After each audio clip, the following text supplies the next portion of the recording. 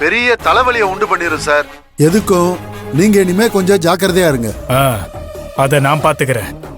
நீங்க இதுக்கு மேல எதுவும் மேற்கொண்டு ப்ரொசீட் ஆகாம எடுக்க முடியுமான்னு மட்டும் பாருங்க. சார் அதுக்கு பாசிபிலிட்டியே இல்ல சார். கோர்ட் ப்ரொசீஜர் படி இந்த கேஸ் விசாரணைக்கு வந்தே தீரும். நிச்சயம் எல்லா பேப்பர்ஸும் திரும்ப ரிவைசிங்க்கு போகும். அதுல நாம ஏற்கனவே வேலு குற்றவாளின்னு நிரூபிச்ச மாதிரி இந்த முறையும் ப்ரூவ் பண்ணணும் சார். இல்ல அந்த லாயர் மேற்கொண்டு இந்த கேஸ்ல ஆஜராகாதபடி பாத்துக்கணும். இந்த 2 வழிதான் சார் இருக்கு. சரி, நான் அந்த லாயரையும் செல்வியும் அழிக்க என்ன பண்ணணுமோ அதை நான் பாத்துக்கிறேன். நீங்க அடுத்து என்ன பண்ணணும்னு யோசிங்க. நான் வைக்கிறேன். சார் லாயர் என்ன சார் சொல்றாரு? நீ சொன்னதுதான் சொல்றாரு. அந்த ருத்ரா வந்து அப்பீல் பண்ணிட்டாலாம். சார் அந்த ருத்ரா பண்ணிருக்கவே மாட்டா சார். வேற யாராவது தான் பண்ணிருக்கணும். முட்டாள் முட்டாள், வாய் முடுங்கடா. சொன்ன காரியத்தை முடிக்காம அரைங்குறைமா பண்ணிட்டு வந்து என்கிட்ட கதை சொல்லிட்டு இருக்கீங்களா? நீங்க ஒழுங்கா அடிச்சு போட்டிருந்தா எப்படி அவ அங்க போயிருப்பா? நான் இப்பவே போய் அந்த ருத்ராவை தூக்கிட்டு வந்து உங்க காலடியில போறேன் சார். அப்பதான் நீங்க எங்களை நம்புவீங்க. டேய் வாங்கடா, அந்த பொண்ணை தூக்கிட்டு வரலாம். ஏய் நில்லு, எல்லாத்தையும் சொதப்பிட்டு திரும்ப போய் மாட்ட போறீங்களா?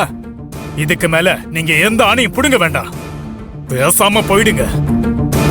இவன் சொல்ற மாதிரி வேற ஏதோ நமக்கு தெரியாம விஷயம் இருக்கு சார். அவங்க சொல்றது ஒருவேளை உண்மையான்னு நான் வேணா போய் செக் பண்ணிட்டு வந்துருவா சார். நீ அவங்க கூட சேர்ந்து புதுசா காரணத்தை தேடிட்டு இருக்கியா? இவங்களோட கையால் ஆகாத தனத்தால முடிஞ்சதுன்னு நினைச்ச ஒரு பிரச்சனை திரும்பவும் ஆரம்பிக்க போகுது. இந்த கேஸ் மட்டும் ரீஓபன் ஆனா என்ன ஆகும்னு உனக்கு தெரியும்ல? இப்படி சொதப்புவானுங்கன்னு இவனுங்க தெரியாம போச்சு சார். இல்லன்னா நானே முன்னாடி நின்னு முடிச்சிருப்பேன் சார். முதல்ல இவனுங்களை அனுப்பி வை. கொன்னு புதைச்சிட்டு வர சொன்னா அப்படியே எல்லாத்தையும் கோட்டை விட்டுட்டு வந்திருக்கானுங்க. இனிமே இவனுங்களை நம்பி பிரயோஜனம் இல்ல. வேற யார வச்சு இந்த காரியத்தை முடிக்கணுமோ அப்படி முடிக்கிறேன். டேய் போங்கடா போங்க, சொல்றேன்ல போங்க. வரோம் சார். போங்க சார். இப்ப என்ன சார் பண்றது? எது நடக்க கூடாதுன்னு நினைச்சனோ அது நடந்துருச்சு. இனி அடுத்த ஆட்டத்தை ஆரம்பிக்கணும். ஆரம்பிக்கிறேன். அந்த செல்வியா இல்ல நானாங்கிறத பாக்குறேன்.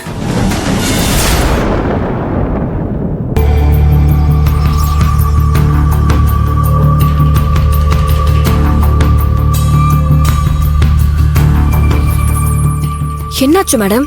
என்ன இப்படி அடிபட்டிருக்கு? கீழே எதுவும் விழுந்துட்டீங்களா? கோர்ட்ல இருந்து போகும்போது நல்லா தானே போனீங்க.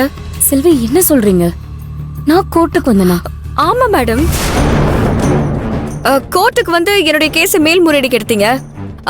என்ன அடிபட்டத்துல எதுவும் மறந்துருச்சா? செல்வி நீங்க சொல்றதே எனக்கு குழப்பமா இருக்கு. எனக்கு எந்த மறதியும் இல்ல, நான் நல்லா தான் இருக்கேன். ஆனா உங்களுக்கு தான் என்ன ஆச்சுன்னு தெரியல. நடக்காத ஒண்ணு நடந்ததா சொல்லிட்டு இருக்கீங்க. மேடம் என்ன சொல்றீங்க? நடக்காத ஒண்ணா? ஆமா செல்வி, நான் உங்க கூட வராம பின்னாடி வந்துட்டு இருந்தேன்ல, அப்போ அந்த ஹாஸ்பிட்டல் நிர்வாகியும் அவனோட ஆளுங்களும் என்ன வழி மறைச்சிட்டாங்க. ஐயோ என்ன சொல்றீங்க? ஆமா, என்ன கோர்ட்டுக்கு போக கூடாதுன்னு சொல்லி கொலை பண்ணவே முயற்சி பண்ணாங்க.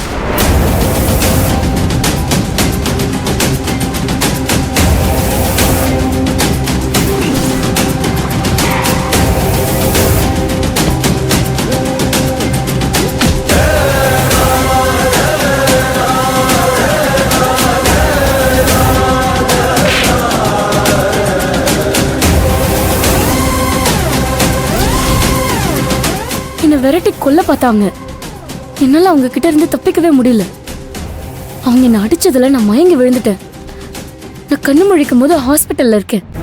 அப்படி இருக்கப்போ நான் எப்படி கோர்ட்டுக்கு வந்து கேஸை மேல்முறையீடு பண்ணிருக்க முடியும்? அப்போ கோர்ட்டுக்கு அப்பீல் பண்ண வந்தது நீங்க இல்லையா? நான் இல்ல செல்வி, நான் முதல்ல கோர்ட்டுக்கே வரல. நானே உயிர் தப்பிச்சதுக்கு காரணம் அந்த கடவுள் தான். அப்படி இருக்கப்போ நான் எப்படி கோர்ட்டுக்கு வந்திருப்பேன்? நானே என்ன மன்னிச்சிருங்கன்னு சொல்லிதான் உங்களுக்கு காலே பண்ணேன். ஆனா நீங்க வேற என்னமோ சொல்றீங்க.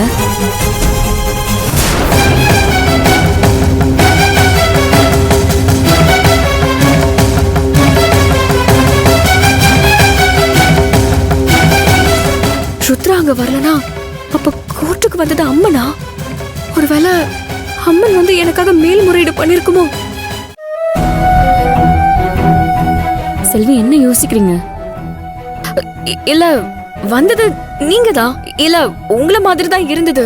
இங்க பாரு செல்வி, நீ என்னையும் நினைச்சிட்டு இருந்திருப்ப. உன் கஷ்டத்தை பார்த்து அங்க இருந்த வக்கீல் யாராச்சும் ஹெல்ப் பண்ணிருப்பாங்க. நீ என்னையே நினைச்சிட்டு இருந்ததுனால உன் கண்ணுக்கு நான் தான் வந்தேன்னு தோணிருக்கு.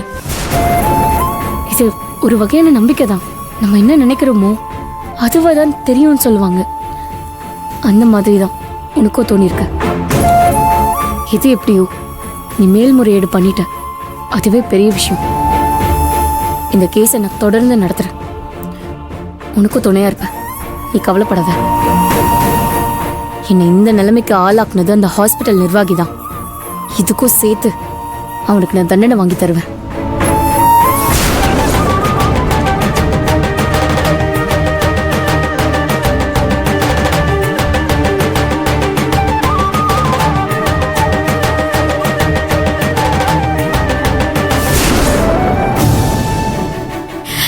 எனக்கு இப்ப புரியுது. எனக்காக நீங்க தான் வந்திருக்கீங்க. இல்ல செல்வி, வேற யாரோ உங்களுக்கு உதவி பண்ணிருக்காங்க. நான் சேம்பர்ல யார் வந்தாங்கன்னு விசாரிக்கிறேன். இனி நம்ம ஆக வேண்டிய வேலையை பார்ப்போம். நீ எதுக்கும் கவலைப்படாத. நான் இந்த கேஸ்ல இருந்து பின்வாங்கவே மாட்டேன். என்ன தடை வந்தாலும் சரி, நிச்சயம் நம்ம தான் ஜெயிப்போம். நிச்சயம் நான் வேலுக்கு விடுதலை வாங்கி தருவேன். எனக்கும் இப்ப அந்த நம்பிக்கை வந்துருச்சு.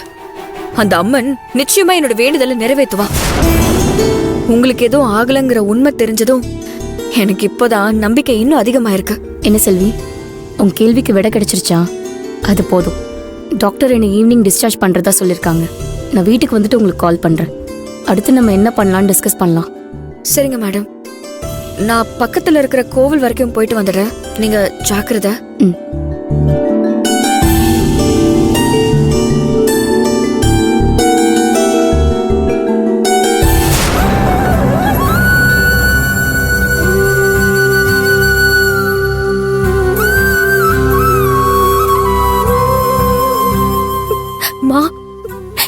என்னமா விளையாட்டு இது? ஹாஸ்பிட்டல்ல ருத்ரா அடிபட்டு கிடக்குறாங்க. கோர்ட்டுக்கு நான் வரல, வேற யாரோ தான் வந்து மேல்முறையீடு பண்ணிருக்காங்கன்னு சொல்றாங்க. ஆனா அதுல எனக்கு நம்பிக்கை இல்ல. உண்மையாவே வந்தது நீதானே என்னோட மனசு சொல்லுது. சொல்லுமா, வந்தது நீதானே. எனக்காக, என்னோட வேண்டுதலுக்காக நீயே எனக்காக வந்து மேல்முறையீடு பண்ணியா?